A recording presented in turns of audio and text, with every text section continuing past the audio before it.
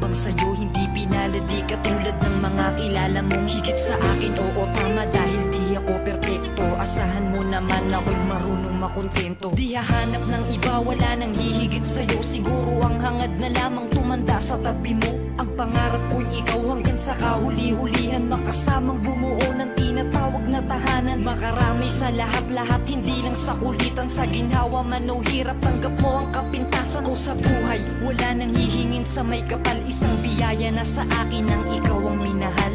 Ikaw ang minahal, ikaw ang minahal.